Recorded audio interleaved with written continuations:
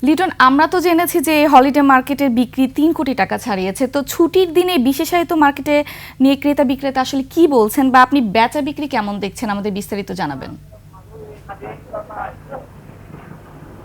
হ্যাঁ, লোপা যেমনটি বলছিলেন আসলে যে এই হলিডে মার্কেটটি মূলত গত ৬ বছর ধরে এখানে চলছে।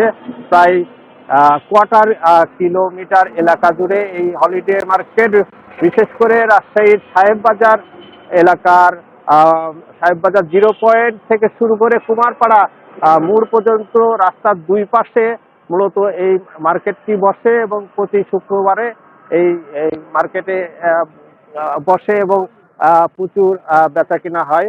এখানে প্রায় ২০০-এরও বেশি দোকান প্রতি শুক্রবারে বসে এবং ক্রেতাও বেশ অনেক রয়েছে এখানে।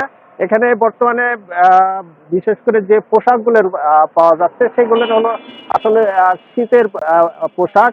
কারণ আপনি জানেন যে এখন শীত মৌসুম চলছে এবং গত কয়েকদিন ধরে রাজশাহী অঞ্চলেও রয়েছে শীতের তীব্রতা।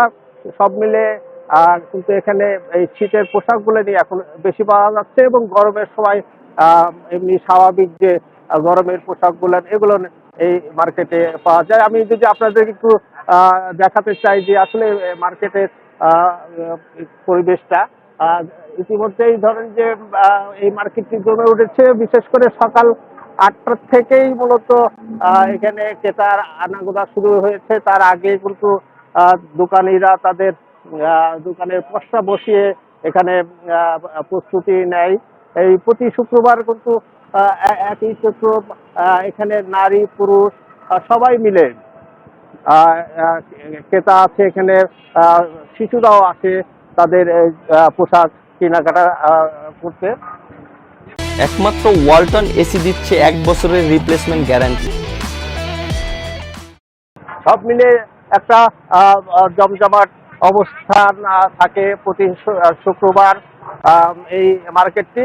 এখানকার ক্রেতাদের সাথে আমি কথা বলেছি, তারা বলছে যে এখানে অনেকটা কম দামে পাওয়ার কারণে এখানে তারা এই পোশাকগুলো কিনতে আসে এবং তারাও বেচা কিনা করে খুশি। তারা তাদের হিসাব মতো যে একটি দোকানদার প্রতি শুক্রবার ২০ থেকে ৩০ হাজার টাকা পর্যন্ত বেচা কেনা করে, সেই হিসাবে প্রায় ৩ কোটি টাকার মতো বেচা কেনা হয় প্রতি শুক্রবার।